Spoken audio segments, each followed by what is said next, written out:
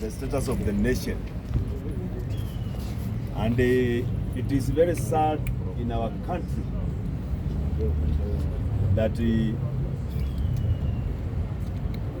we can be celebrating mediocrity in this country.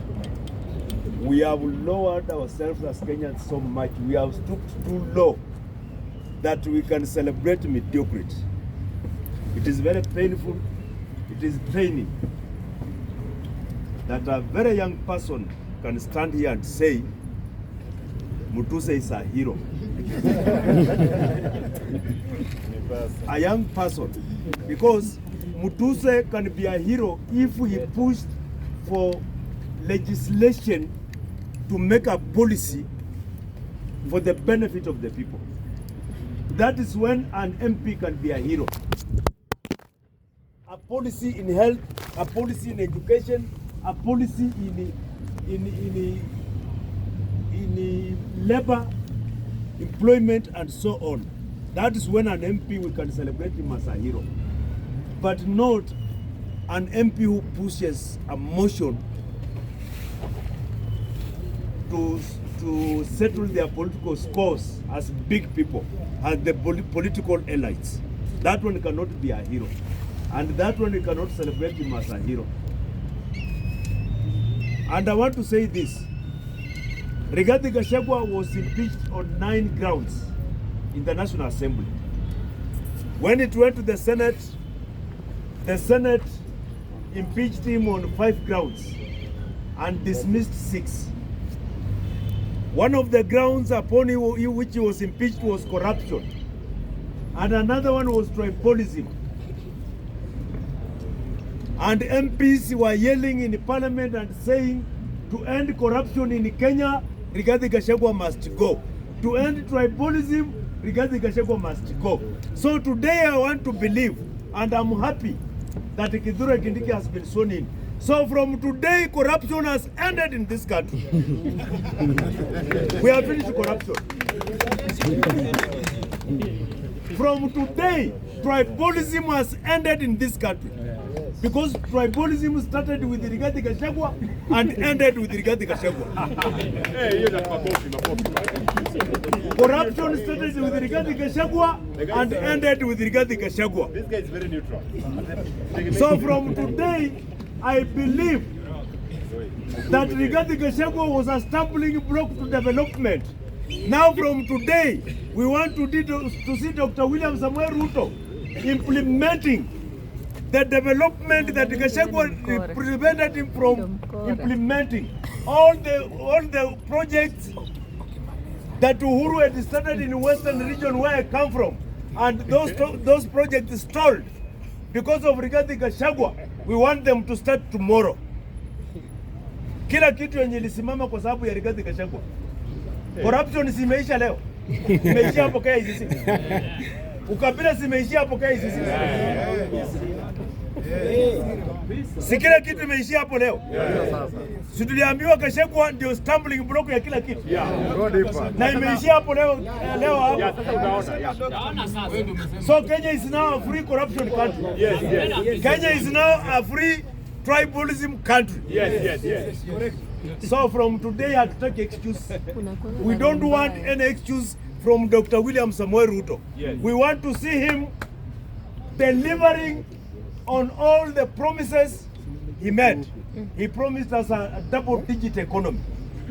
A double-digit economy. We want that economy. He promised us 1 million jobs per year. And for 2 years, Rigathi Gachagua has prevented him from giving us 1 million jobs per year. We want to see what those 1 million jobs. Now that Rigathi Gachagua is out. And I want to add and say this. I want to add and say that this cycle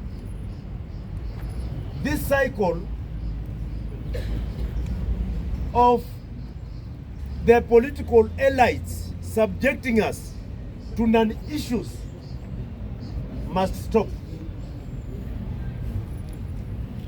When Uhuru was president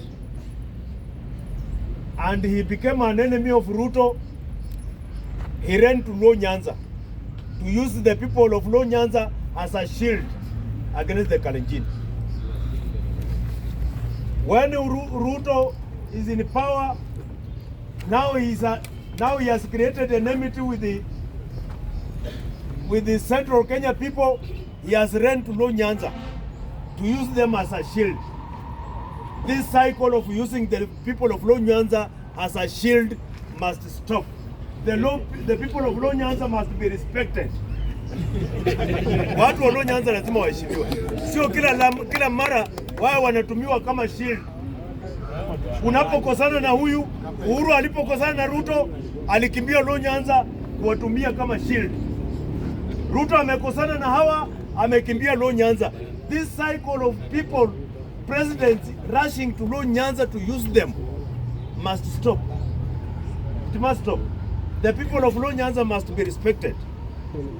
They must be respected. Kwa sababu hatuwezi kuwa tunaendelea na hiyo cycle hivyo. Ni cycle mbaya. And these supremacy battles between Nyanza and Mlima Kenya must end. It is not good. Sisi kama watu wa Mlembe Nation, watu kutoka Western, we do not compete with any community in this country. We have no supremacy battle with any community. But these supremacy battles between the people of Mlima and the people of Low Nyanza. And especially when there is a Kalenjin president, is when he sets Kikuyus against Luos for a supremacy battle. And we are seeing it right now again. It must end.